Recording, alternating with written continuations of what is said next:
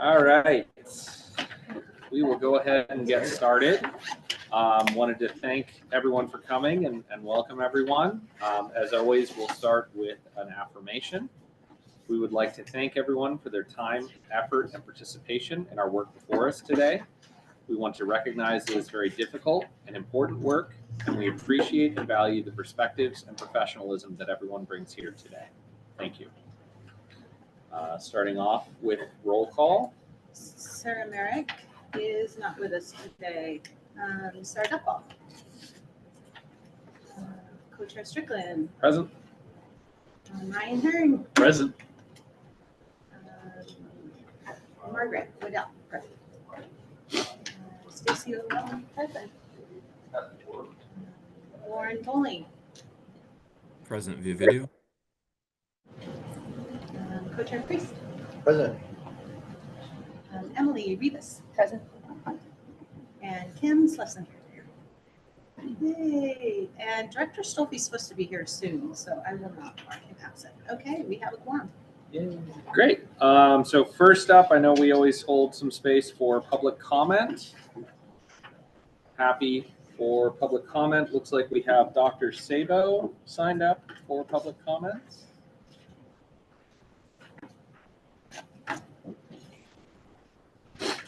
Good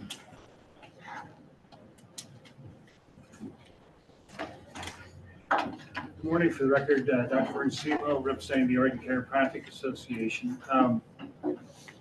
Just wanted to voice our opposition to House Bill 3374 for these basic reasons. First of all, what we've found, and I found personally, I've been doing this for a while, is the managed care organizations tend to exacerbate or worsen the lack of access. And the reason for that, and SAFE wants to form their own, is currently the panels are all closed and limit the providers that can get on them. And in fact, I think someone can correct me if I'm incorrect, but I still believe they only have to have 3 of every type of provider in the GSA, which is in some geographic service areas constitutes a large population. The other issue is that many of the panels, providers that are listed, it's almost like a false panel, really, they do not accept workers' comp cases. And I'll give you an example. I'll read from Dr. Dan Miller from Woodburn, Northwoods Health Center. He lists, I won't go into all of them. This is, well, he quotes, he says, Providence is a mess, so I will not be looking into that one. The only DC in Woodburn retired 10 years ago. He lists a panel of 18 medical providers, nurse practitioners, medical physicians, 1 osteopath. And according to Dr. Miller, he says the only one that actually accepts workers' comp claims is Elizabeth Mark, a nurse practitioner. There's also several physical therapy clinics also do not, but they're listed. And he notes on the bottom, there are no chiropractic physicians in Woodburn, Molalla, Silverton, or Hubbard. So many of those panels really don't have providers that actually accept workers' comp, though they're listed. The other issue is the online portals to get care pre-authorized, pre-certified, additional care. It's very time-consuming, actually increases the administrative burden. Then if I'm on panel with Majoris, have been for years. I am an attending physician through the life and claim. If, in a rare case, most everyone's fixed within the 12 visits, 30-day thing.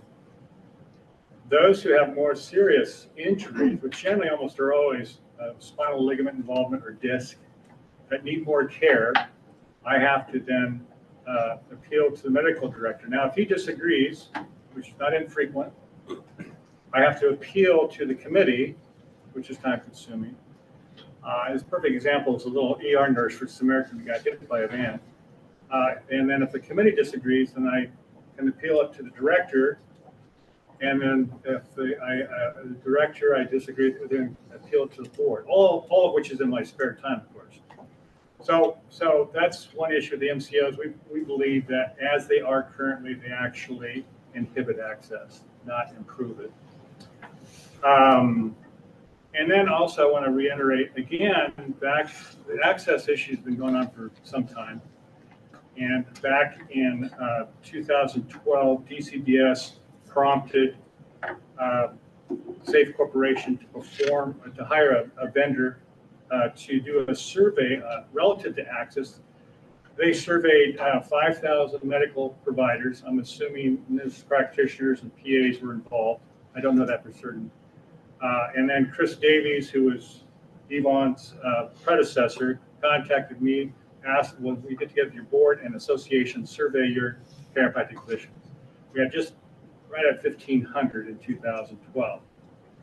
The survey came back. Of the 5,000 surveyed medical professionals, 77 responded.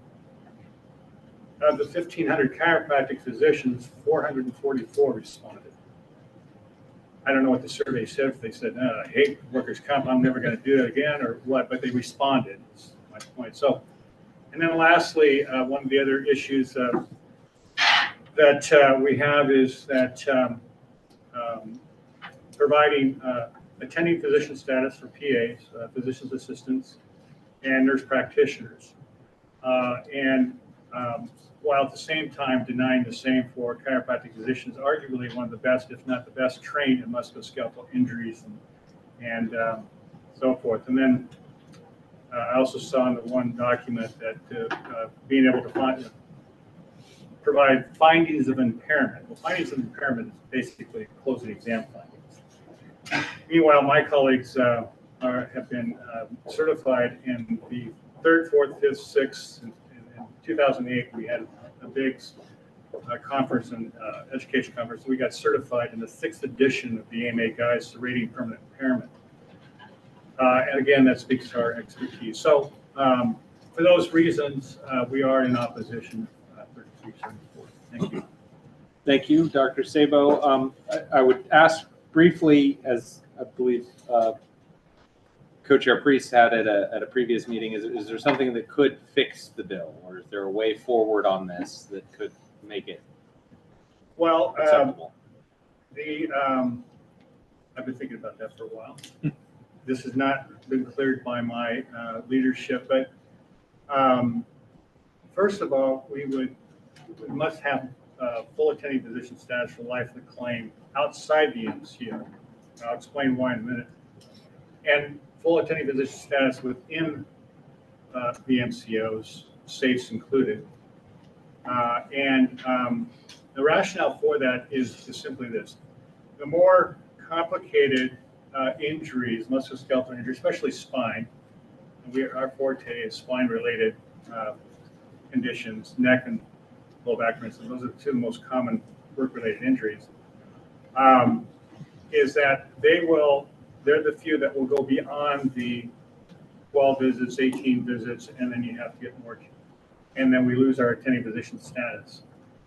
The problem with that is then we're not available to do a closing exam, and that's musculoskeletal, that's our expertise.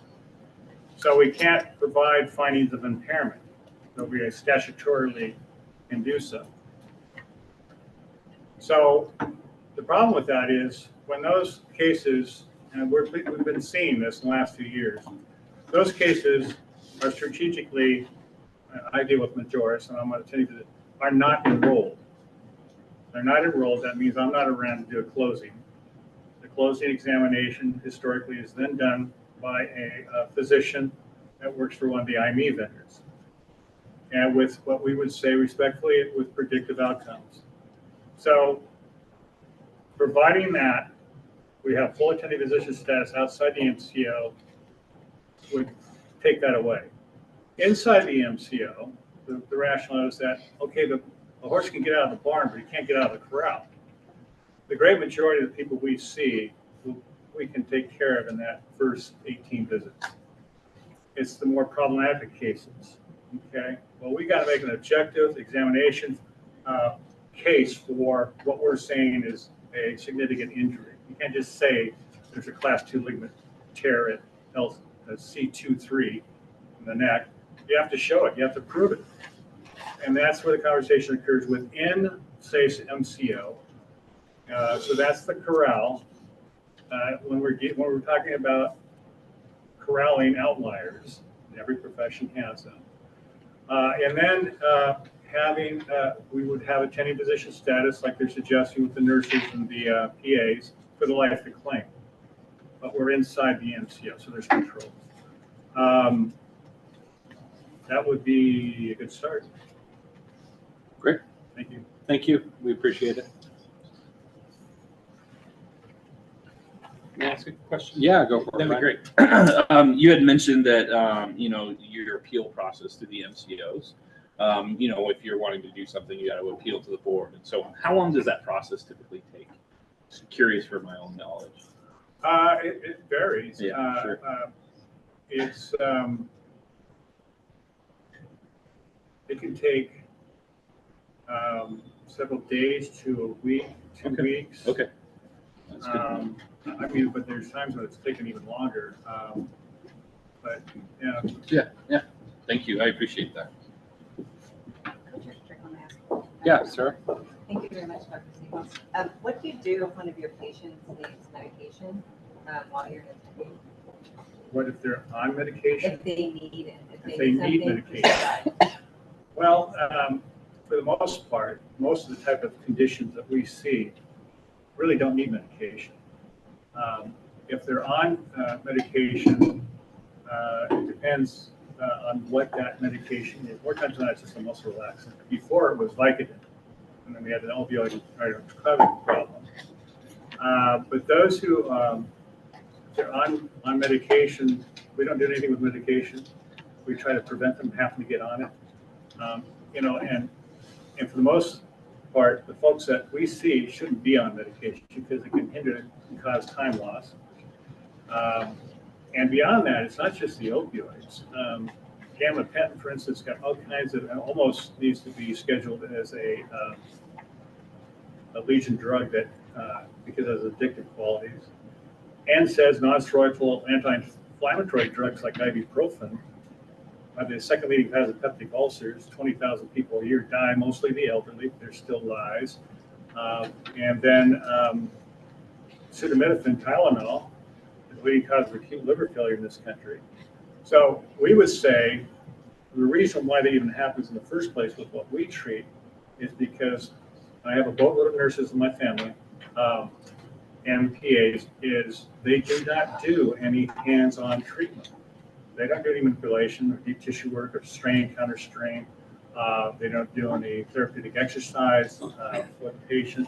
They do two things. They write a script for medications or a script for physical therapy, trial course physical therapy, or both. So that's a distinction. That answer your question? I understand that you don't prescribe medication, but getting that. Well, there's a benefit to that, is No, what we're saying. I understand. Yeah. Very respectful. Great. Thank you. Questions? Thank you. Any other public comments? Folks signed up? No? I see next on the list is review of minutes. I think we're going to hold that over for next time. I think a couple folks needed a little more time to review that. So next up, I see department updates, starting off with Lauren Eldridge with Workers' Compensation Board. Thank you, Co-Chair Strickland, Co-Chair Priest, and members. The board has no update today. Okay, thank you. Thank you. Next up, Workers' Compensation Division updates with Terry. I have no updates either, Co-Chair.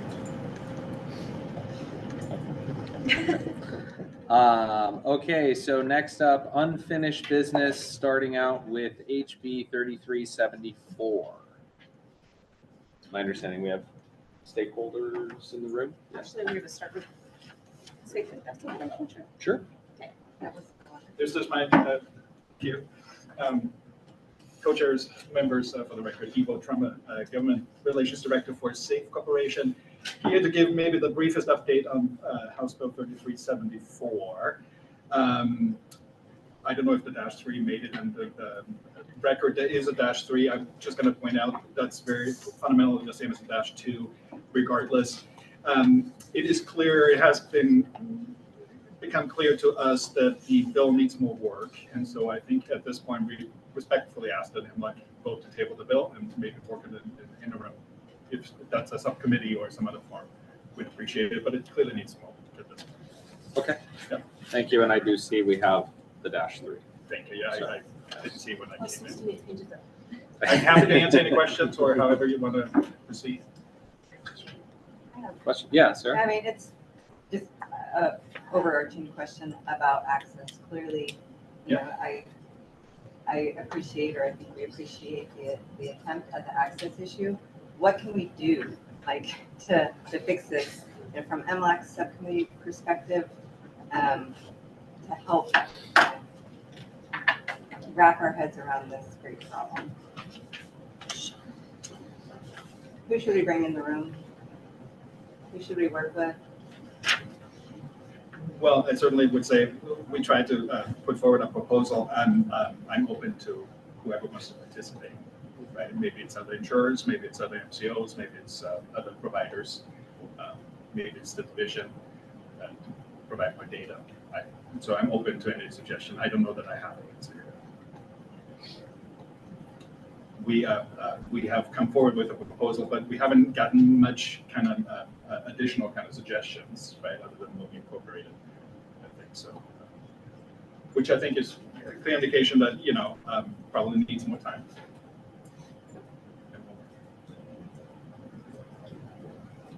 Thank you. I don't know that that was an answer to the No, question. I mean, but I don't know yeah. if there is a current answer. I mean, I think at MLAC, we should agree to take it up, and I know we're going to talk about in our work plan, that I think a robust subcommittee of all stakeholders and all people in the room is really important to tackle this. This is a grave issue that we're dealing with. I agree wholeheartedly, and I think that a lot of the information that we received at the beginning of this session, specifically kind of the state of MCOs and other things like that, was a bit of an alarm bell and kind of touched on a lot of the work that we've already been doing. So I very much look forward to that. I think I agree. I think we need a very robust subcommittee with lots of stakeholder engagement and stakeholder engagement directed towards a solution, as you pointed out as well.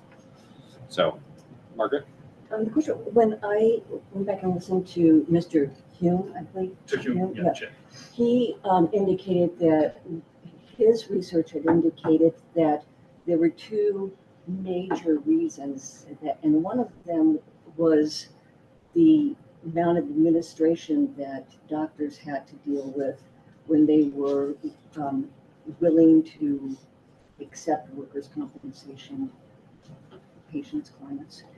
And I'm wondering if, you know, if you're looking at that part also of or if DCBS is looking at ways that the administrative burden on doctors can be lowered. We certainly would want to, right? We thought that our solution eventually would lead to a solution there as well. But if we wanted to do it differently, right, and it's up to MLAC, sort of in a potential subcommittee to look at that. If you want to bring providers in and ask for their opinion, what it would take to, right, alleviate maybe some of those pain points, it'd be a great way to do it. Have you? I know that you had mentioned in one of your previous statements that you had reached out to doctors, but you have not been able to really. We have not been able to tease that out, other than it's an issue, right? So. And you have ideas of how we could get engagement from the Oregon Medical Association? It's either the Oregon Medical Association or maybe some of the providers, right? Or even a Kaiser and Providence. I mean, whoever is willing to show up and do the work. We certainly would welcome everyone's engagement. That's my understanding. Some of the PAs and nurse practitioners and their representatives have reached out as well. So glad to see their inclusion in the -3 and I'm sure, their participation in subcommittee.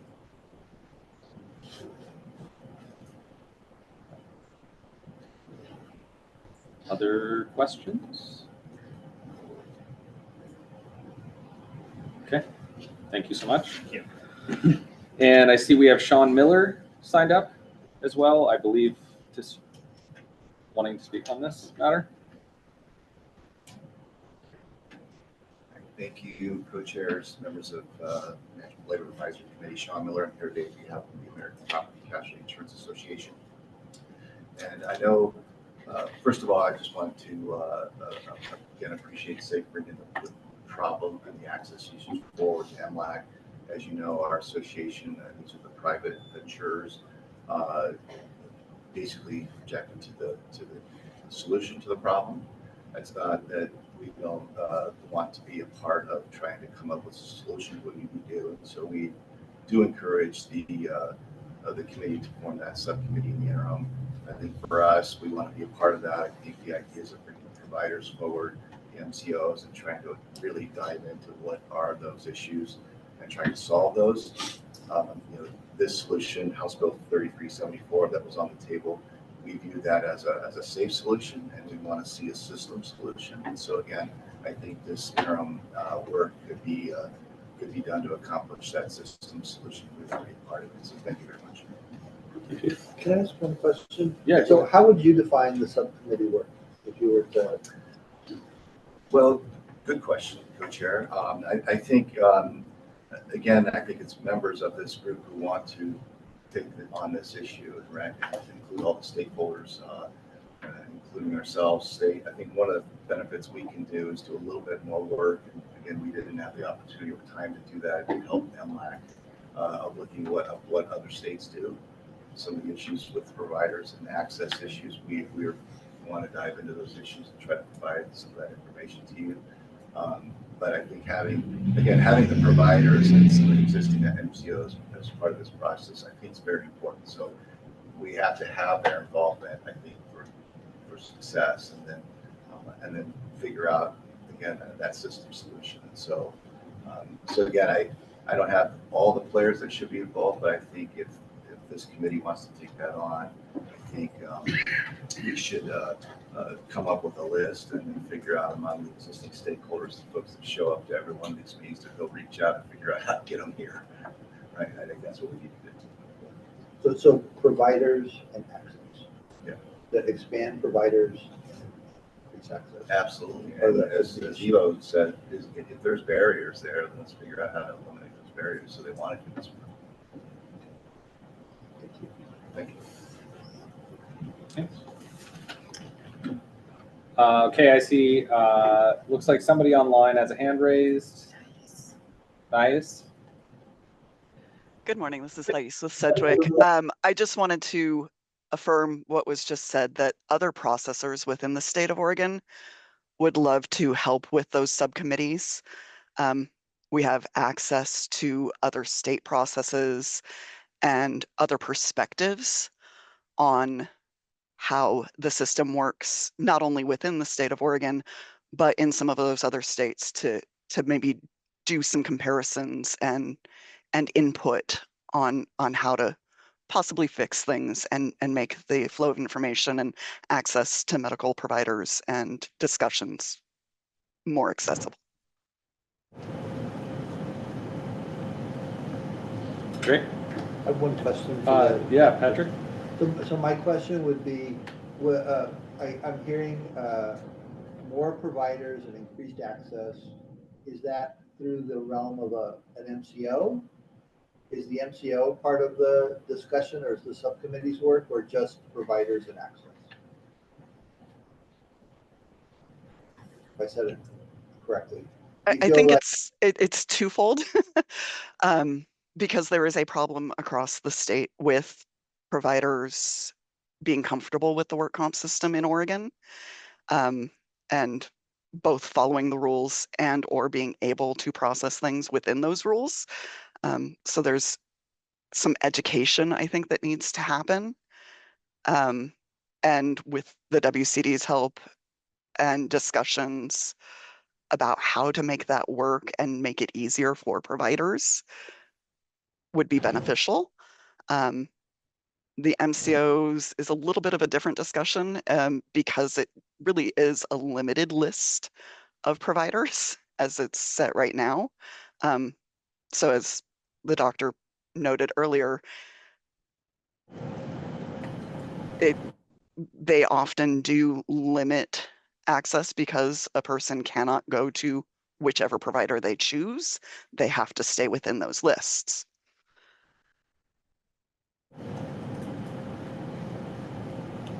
Thank you.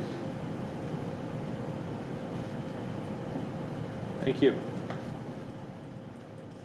Any other comments, questions? I see a hand just went up online. Keith? Yes, Keith Semple, Oregon Trial Lawyers. Thank you, Chair. We agree that there's a major problem in the system, and we want also to be part of trying to figure out how to draw more providers in and try to keep more providers from continuing to leave. So, you know, we definitely would echo the need for some discussion and consideration of how to improve that. It is quite dire for workers.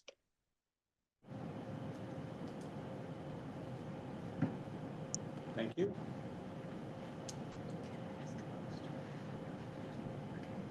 Co-chair, I have a question. So this is a workers' comp system we're talking about, but isn't healthcare in general having provider issues across the United States?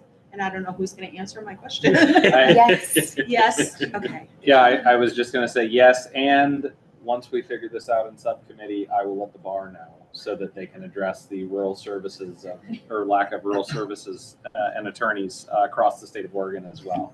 It seems like it is a general crisis across multiple industries. So. Okay. Thank you. Yeah. Yeah. No. Good point. Okay. So. Other questions? Comments? Okay, are we set up for caucus? Potentially? Let me check. I think so, but yes, we are. Okay. And labor is in 2C and management is in the director's office. And we have people that can take you there. Perfect.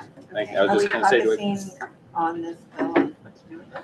Is that what we're Yeah. focusing on? Yes, I believe so. Yep. So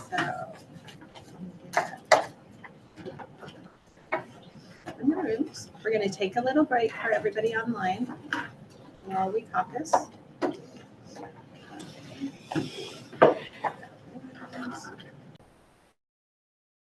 Okay. Welcome back, everyone. So had some good, robust discussion in caucus, some great questions and information from stakeholders.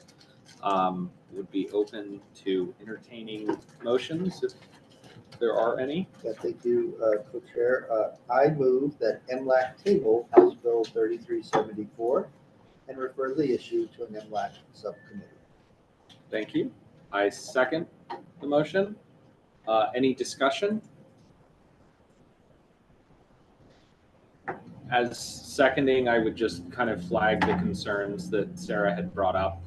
This is an urgent issue and we want to make sure that that is kind of first and foremost. I know in the discussions of folks with labor, making sure access to care and patient access to providers is critical, and we want to make sure and commit that that is done. Good, sweet. I think we can do that in our work plan discussion, you know, maybe prioritize. Sure, sure. So, all right. So all those in favor signify by saying aye. Aye. Aye. Any opposed? Any abstaining? Okay.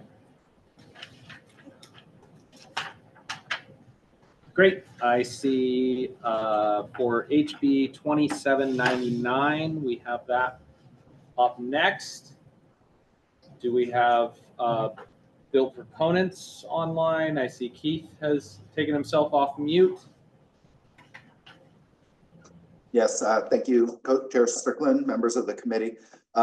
So we submitted the formal LC amendments as we discussed at the meeting last week. The amendments reflect the discussions that we've had with other stakeholders, notably Safe Corporation, and their outreach to other defense stakeholders. What we agreed to do is to address the amount of the soft cap on a cost reimbursement absent extraordinary circumstances, increase that from $1,500 to $3,500 and index it to the state average weekly wage so that it continues to keep a pace with current costs. The other part of the discussion was the potential for expansion of the cost reimbursement into other disputes.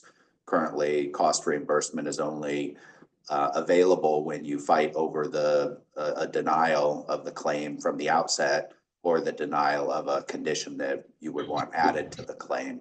There is no reimbursement for other types of disputes such as medical services disputes or disputes over permanent impairment or wage loss or any other types of disputes. We proposed a list of things that we would like those cost reimbursements to apply to. We understand that we'll be able to have some ongoing discussion in between sessions to see if we can work on that piece. We didn't have quite enough time, and that discussion needs more work. So we would like to have a vote on the increase on the soft cap, with the understanding that we will try to return in the next session to try and work out in between sessions the list of the other disputes. Thank you. Thank you. Do we have any questions? I know we have. I have one question. Sure, Patrick. And, how does the increase in the average weekly wage compare to CPI? Is it about the same? I don't know what the increase has been. If you don't know, I don't know. I'm not sure I fully heard the inquiry. I think that what I heard was how does the state average weekly wage correspond to cost reimbursement? And It the was answer a link or comparison between CPI and average weekly wage. Is that correct? Yeah. If those track similarly or if they're substantially different. that I don't know. The reason we selected the state average weekly wage is because that's what other benefits in the system are tethered to when we do kind of try to track inflation or track increases. For example, the penalty-based attorney fees are capped in some circumstances, and those are indexed when we have state average weekly wage changes. That cap increases. So we just borrowed that from another provision. How the two compare and which one would be more appropriate, that's a little bit different discussion. We just don't have anything in the comp system that I'm aware of that tracks consumer price index as opposed to state average weekly wage. Gotcha. So it is the inflationary measure that's used in work comp in other situations. In other situations, right. Gotcha. And I see we have summoned Administrator West. Thank you, co-chairs. Matt West, Workers' Compensation Division Administrator. Two quick things. So we can look at the changes in state's average weekly wage compared to the CPI just for your information. The state's average weekly wage is calculated, the increases, or it's decreased a couple of times. It's calculated based on Oregon wages in the fourth quarter of the prior year. It's calculated by the employment department. So we submit a request to them to calculate it. And so any changes are specific to Oregon wages. And we'll look at how it's compared over time to changes in the CPI and share that with the community. Great. Thanks. Thank you. I didn't realize it would be a tough question. I don't care that much. Yeah. I'm sure there's an actuary somewhere that's like, that's an easy question. That's I'm surprised we didn't have a hand or two shoot up on the screen. I know we have, 60 or so folks usually in attendance. Good question. Good discussion on that. I could imagine it would be less volatile than CPI given the inflationary impacts of the tariffs coming. So, but interesting question. I see, provided we don't have any other questions, I see Evo with SAFE, I believe, has signed up to comment as well on this. Yeah, thank you, co-chairs, members. Again, for the record, Evo Trummer, Government Relations Director for SAFE. I just want to echo what Keith said. We fully support I believe it's the -2 amendment that we worked out together. It's been a really collaborative process. We suggested actually the increase tied to the average weekly wage because that is in other areas in work comp as well.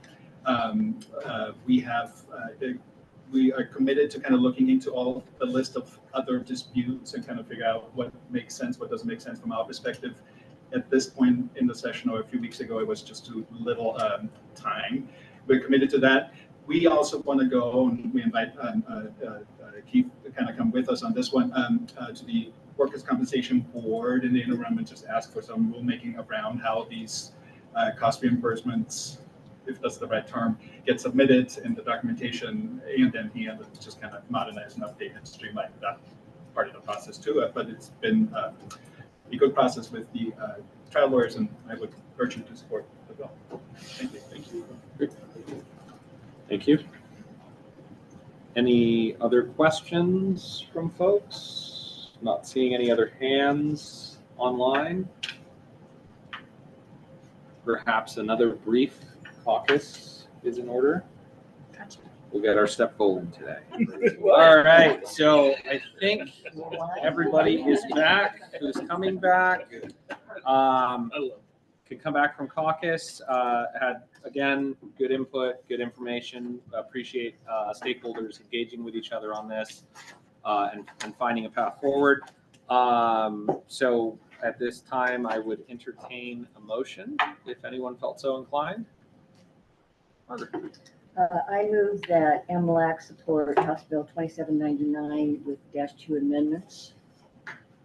Okay, we have a motion. Do we have a second? I'll second. Ryan, any discussion? Seeing and hearing none. All those in favor signify by saying aye. Aye. Aye. Any opposed? Any opposed? And any abstaining? With that, the motion passes. And I see next up on our agenda is review of the work plan. Ooh, I had to dust it off. I haven't seen it for a while. And I did update it. So you should see some of the things that we've done. I put a strike through, but please review it, make sure I have everything. For the listening tour, I was thinking about the coast this year. Just an idea, but if you have a different idea, please let me know. But anyway, and I do have subcommittee for SAFE, or for 33, sorry, House Bill 3374.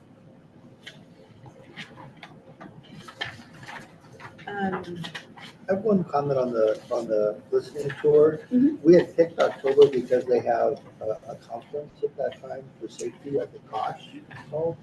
It's actually the Oregon OSHA Safety and Health Conference, and they have it in Southern Oregon, in Medford. So I thought that, we were going to try to go to a place where there were people that would be interested, to piggyback onto that. I would recommend, the coast is wonderful, I love the coast. I mean, if we're going to, I agree, if we're going somewhere to sit in the same room with the same people, I would rather skip it. With the safety and health people? No, if we're going to a room where no one else is going to be there but us, I would rather skip it. Okay. So I would like, if we're going to go someplace, to ensure that, at least we have the Community engagement. community engagement and the people that are possibly going to show up Okay. that are outside this room. Okay. And last year, we weren't able to get any accommodation from the Safety and Health Conference that we were booked. So that's why we went to Columbia Gorge. Or to the Not suggesting it was bad, not at all. I think it was great to get out there, but I think growing our listening tour to maybe work early on if we can. Yes, absolutely. Yes. Okay. So where do you want to start? What are we going to do?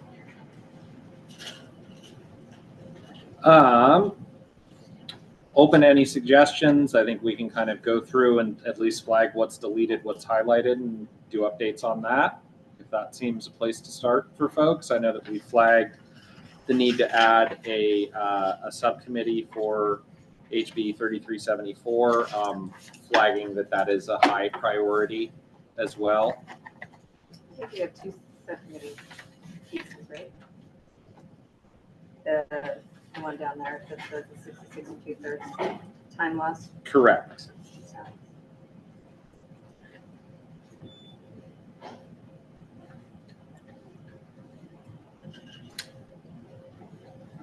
So let's work our way through, because I know that the 66 2/3 time loss is there, but not currently highlighted. So let's work our way sort of down through, and then we can flag things. I know this isn't necessarily in any sort of priority list. It's more organized based on topic, and then we can sort of maybe flag a couple things. I know Terry does a great job kind of putting together agendas, and we meet on that as well, so we can just kind of flag the issues that we want sooner. I think we did that last year as well. Put We some did. priority items Yep. together. Correct. So starting out, comments on, we have worker access to and understandability of information regarding work comp.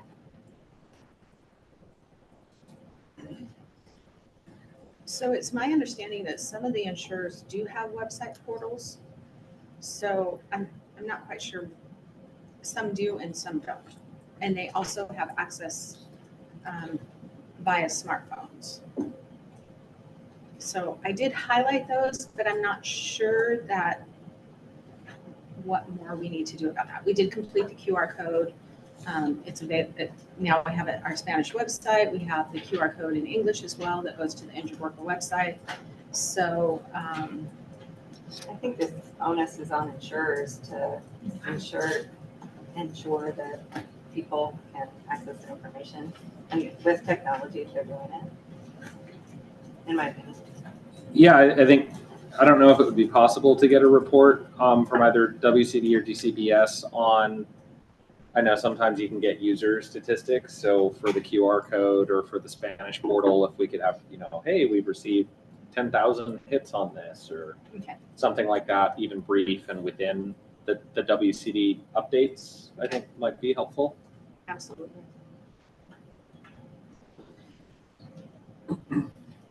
But I think from our perspective, one should be complete, except for maybe just underlying it. Okay.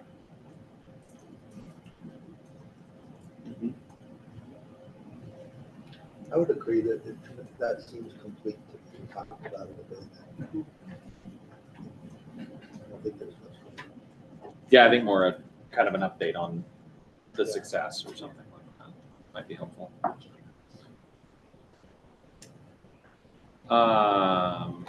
So worker-friendly website, kind of where to go in the process, interactive flow chart. I know we had a report on that. I don't know if we could get potentially feedback from the ombuds office. Yes, at a future meeting, just an update on if there's feedback on that as well. And that is available in Spanish on the Spanish website too. So we have the flow chart in English, and then we have the flow chart in Spanish on the Spanish website. So that's really, I think it's really helpful.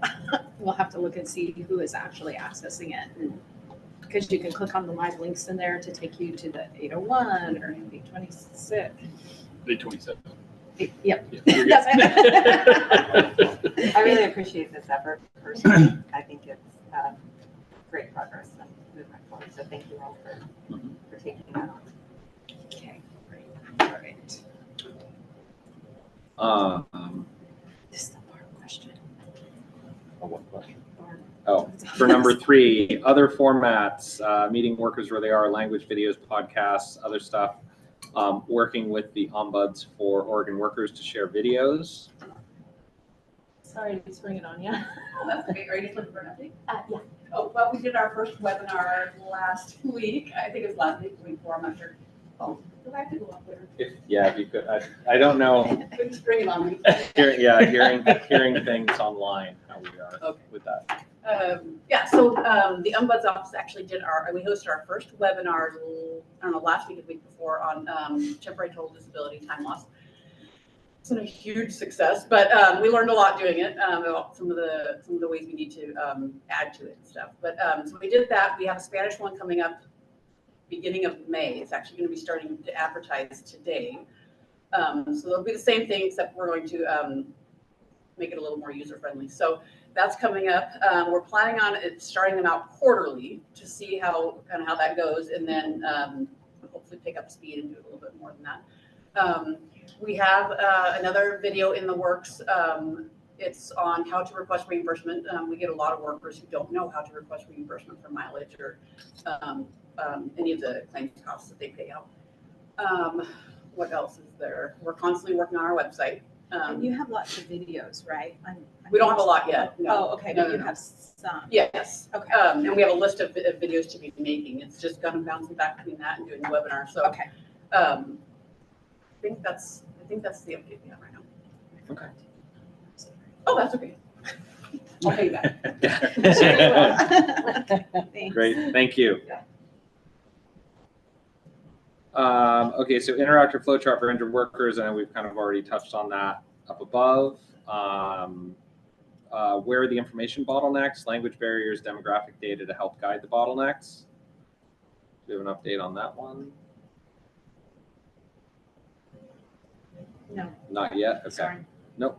I was just thinking about that. That's why we're going through it. You know, maybe it just brought me up a question. So like the Ombuds Office reports, the standard reports we get, is that kind of part of that? Do we always hear from them, or do we have to request for them to come speak to us? Because we could just ask them in your next report, update on this. Okay. And maybe that'll make it complete. Yeah, I mean, I think they're doing excellent work Mhm. and really trying to break down all those barriers through language, through different formats. I just think a report would be helpful from both. Do we get standard reports? Is that like on our like regular schedule? Like I know we get a worker benefit fund like annually, or I don't know. There's some things like by law they have to let us know about. I don't know, and correct me if I'm wrong, I don't think that there's a statutory requirement to do that, but I know we have done periodic. It seems like, especially in off session, we'll get those, but yeah, whenever the next one is, I think that'd be great. Maybe that could be our work plan, is what are our standard reports we get every year, and to review that. Determine if it seems appropriate.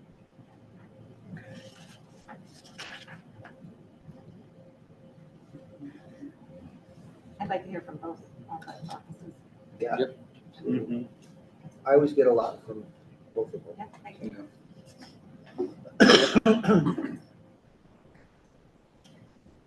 Plus those people that give us the like the scientific research.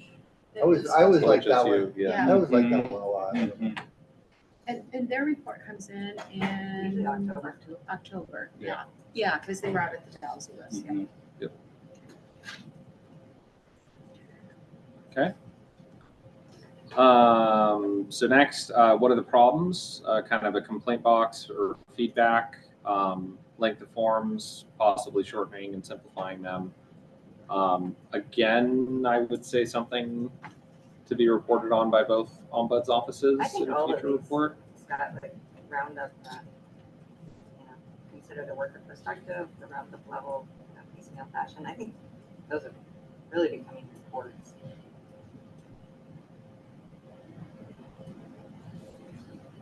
Yeah, I would say, and I know with the the worker perspective, I found great interest and success, I thought, in the panel discussions that we had with the insurer panel and the injured worker panel. I think we were talking about doing a regulatory panel after session. Looking forward to that one. I think. What if that just becomes on a yearly list? I like that, if we just have that yearly thing that we agreed to do. And the panels will be announced. Yeah, I think a discussion on that. And I think that as we continue to engage and pass bills and whatnot, that might be helpful to hear feedback or have some questions for folks that are impacted by those as well. So kind of folding that into the as Patrick mentioned, what reports do we get, how often, sort of building a little more regularity into that. Got it. Okay. I know focus groups and listening tour, we just discussed, and potential coordination with safety and health meeting. Maybe the coast, maybe Southern Oregon, maybe. But Terry, I think that could also move that list of what we do yearly, right? So it would move off of our work plan to a list of reports we get of things we do yearly. Oh, okay. Yeah, this is not something, the listening tour isn't just a year at a time. It's something maybe we always want to do every year. I don't know. Yeah. So it should move from a work plan item to just a due item. Yeah. And if that safety and health, I've been thinking in my mind, if that safety and health conference that you're mentioning is well attended, they often sell out and it makes it hard. One that makes it more appealing to go there, since they're all there to talk about safety and health, which is what we work on. But I don't know, is there other events we could tack on to do? Like, I know labor unions have conferences, right? We could meet at one of theirs, or maybe OBI has a conference and we switch it off year after year. October is when the League of Cities has their annual conference, which there are 1,000 elected officials and people that are employers in local government. So I think tacking on to something where there are people that maybe would be interested in our message. We're there to listen, not to just go somewhere and listen to each other. When I think it was helpful, I know Senator Bonham, I believe, was out at the Dalles, and so to just be able to touch base and connect with legislators as well, I think was helpful. Yeah. Terry Margaret said this quietly, but she said maybe a calendar of sorts, right? So the way to frame it. Yeah. Which I think kind of goes to the presenting issues to MLAC. So if there's stakeholders that want to start getting more engaged or have an issue, they can kind of see like our master calendar. Yeah, where there's opportunities for engagement and what's coming up. Yeah.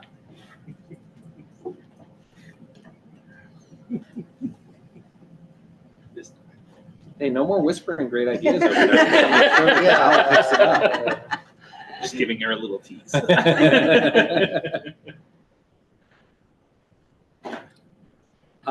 Communications with workers about MCO enrollment. My guess is this will be part of the subcommittee, as we discussed. I was curious, do we want to call our subcommittee, is forming a subcommittee could be on the work plan, but do we want to define it in some way as it's about provider access and Expands providers and expanding access. Yeah. I wrote that down because that's exactly what you said. I made sure that I wrote that down. Expand providers and increase access. But I think having it be about MCOs in particular is about what that bill was about. And I think that's a subcategory. Yeah. Subcategory of that. But those are the things we wanted to talk about. Absolutely flesh it out. I guess we can talk later, but defining the subcommittee and what that means, who's on it, and I don't know. We did it once before. Yeah, we did it once before. It seemed like it worked out okay, but I don't remember how you decided. It worked out great, Patrick. You were on it. Yeah, I was on paternity leave, so I'm going on paternity leave again. Maybe you guys can just handle all of that. Are you really? Yeah. That's awesome. Congratulations. Thank you. Yeah, thank you. When? Fingers crossed, next week. Oh, wow. Oh, what? Yep. I know, that's what I said. You're just telling me now? I couldn't even buy a baby gift. Yeah. That's awesome, Scott. Yeah, Boy, girl? thanks. Little girl. Super Nice. excited. Yeah. I'm sorry. Yeah.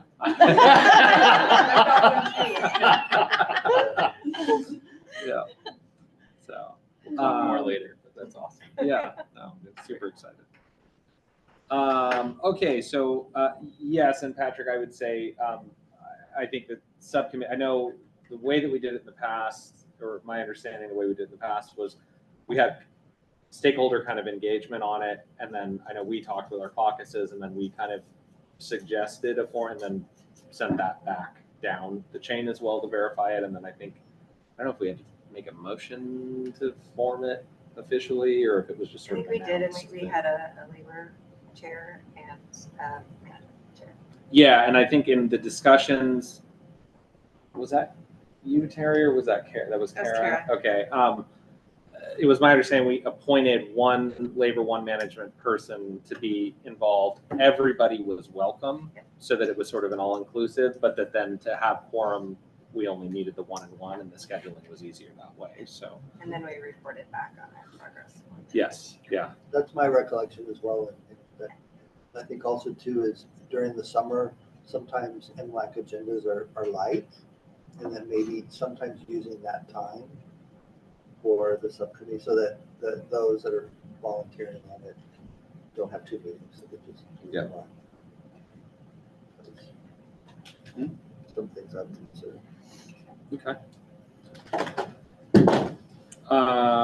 So ongoing intimidation of and retaliation against workers, inability to capture. I feel like that is part of the report that we can get with the above information and the reports that we're discussing of kind of partial, complaint box and outreach efforts. How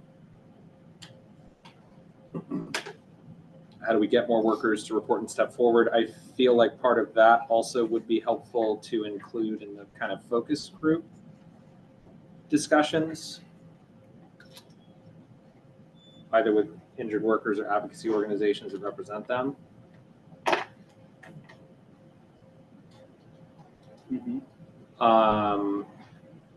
Number 2, education to suggest when a worker starts a new job. I know we kind of talked about a worker bill of rights and some notice, both on hire, but also, when you file a complaint or file a claim or complaint, I guess, for that matter.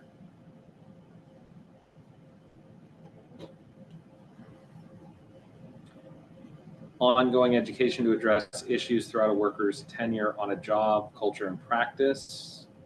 I think kind of similar to the above, but also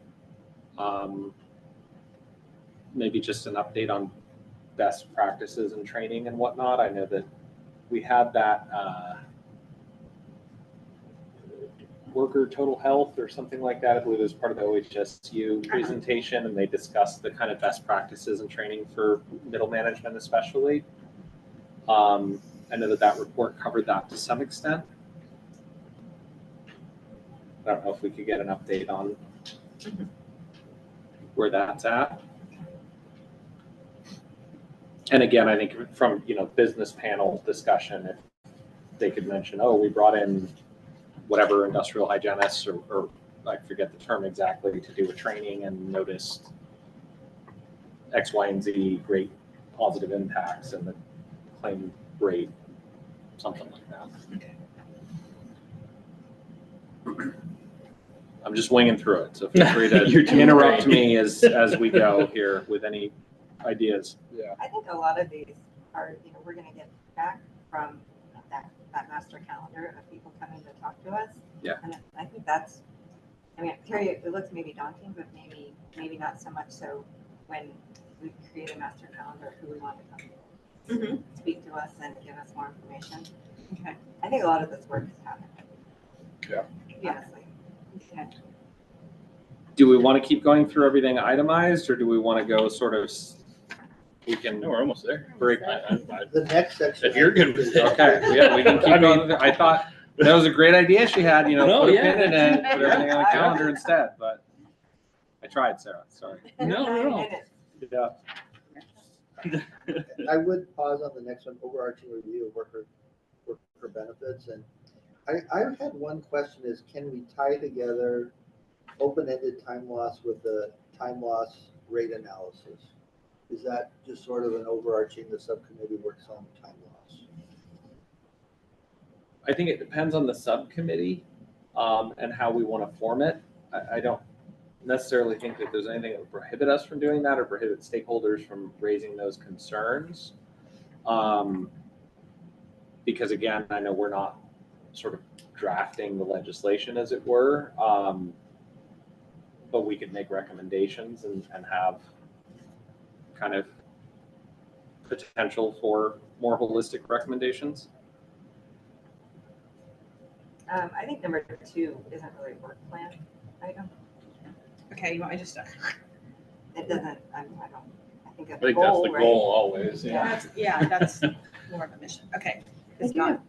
I do have some concerns about mixing number 1 and number 3 together, that, one could overtake the other, and they seem to me to be two, separate issues. Yeah, I think that one might come up in the discussion of another, but to have one so that we know clearly what the focus, that we're talking about. Because we've already said so it doesn't get derailed. Well, on examination of open-ended time loss, we have done the route, however you want to pronounce it, of the subcommittee. And I think we're just waiting for language. We just need someone to bring forward language. I agree, and I think that's one of the reasons we flagged it originally as full committee, because the idea of the subcommittee happened. There's just the need for a stakeholder to come forth with language and then have the full committee address. Does the language address the concerns identified in the subcommittee? You have to rely on me for that because Matt's not here. Yeah. Maybe Matt can come back as a guest speaker too and I'm sure you want to. relive all the joy, that you both slogged through. Yeah. I agree that they're different and that the work on one, a lot of it has been done. But just kind of going back to, I also agree with crossing out fair systems for both management and labor from the work plan itself. However, part of the discussion on the 66 and 2/3 time loss was just the overall cost and an increase in cost. And whereas if there was a limitation on open-ended time loss, that'd be a reduction. And if there was some consideration of weighing management and labor's interests, one, increases the benefit and one limits the benefit, they kind of, it's that grand bargain is part of the discussion. So I don't know, that's why I thought it kind of fits together, but I don't know. That's just me, and I'm not volunteering to lead this up. I think I saw your hand go up. And not that we want to get into the, but it seems to me that open-ended time loss is a question of claim management and medical decisions and how medical decisions are communicated in terms of claim management. Whereas the time loss rate is the fairness of the compensation, which seem to me to be very different focuses. Yeah, and I would say I think the fair system for both management and labor, I believe, is more of a guiding principle of MLAC too, and part of, I don't know that it has to be on the work plan because it sort of is the foundation of why we're all here. And would echo everything that Margaret said as well. I think that, we had that examination in the subcommittee work on the open-ended time loss discussion. And I thought that the identification here was more of a point to a full committee and language needed to sort of analyze, does this solve that issue, as Sarah mentioned. But I do think that the 66 and 2/3 analysis was sort of specific to, is that functioning the way it was intended originally in terms of providing sufficient compensation, but open to discussion. Thank you.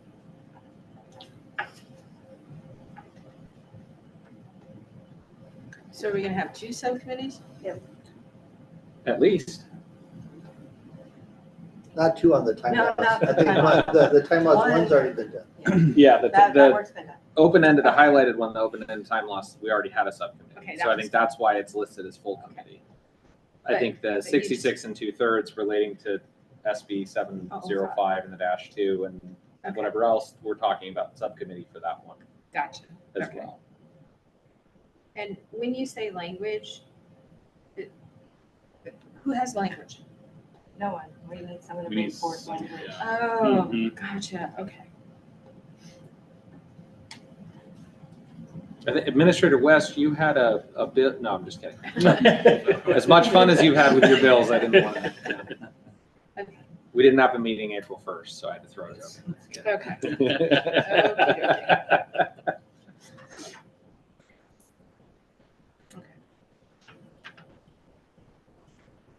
Okay, legislative session preparation. Looks like we did all of that. I know maybe we'll take a breather and reevaluate for a short session to make sure we have everything in place there. And people are following the protocol. When Yeah. when they ask to come present, I'm like, here's what you need to do and be prepared to discuss. That was Awesome. a huge Yeah. momentum and movement forward Yeah. for MLAC. Okay. So other items on the back, I know most of that seems to be calendar related and kind of getting to the point that Sarah brought up of having that kind of recurring calendar and some reports. Mhm. Educational sessions on topics as needed. I know we've done most of those, still waiting on regulatory tour, regulatory panel, and then the annual premium assessment rate process. And while we're here, is there anything else in this last 2 minutes that we should be looking at for more training and education?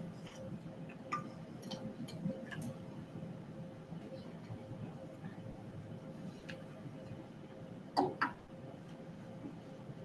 think when we see issues, we bring them up.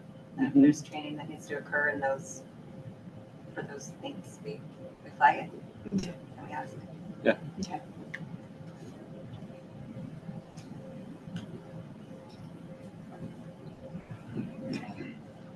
And then sort of final takeaway on all of that. So looking like 2 subcommittees imminent. Mhm. One relating to SB 705 and the 66 and 2/3 discussion. And I only referenced the bill, not as that was the latest bit of language that we had to discuss. The second being HB 3374.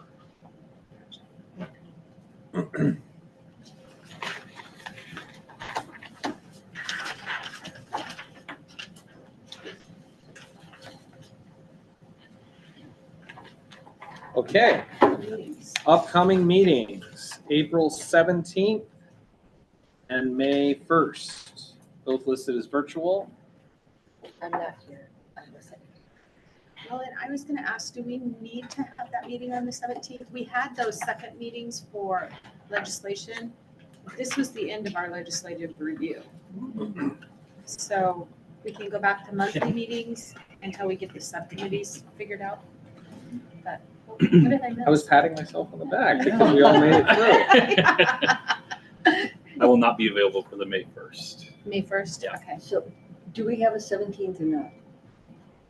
That's what we're talking about. It's sounding like there may not be a need for the 17th. Or May 15th for that matter. So we just have Wait, May today, 1st or May 15th? May 15th, the second meetings of the month. Oh, gotcha. Yeah. Yeah, So we may be looking at May 1st as the only one. the next meeting. And then maybe at that May 1st meeting, we can I'll have more information about the subcommittee and we'll get it narrowed down. How's that sound? So tentative cancel for the 17th, have a bigger meeting the 1st, tentative Tentative cancel. Okay.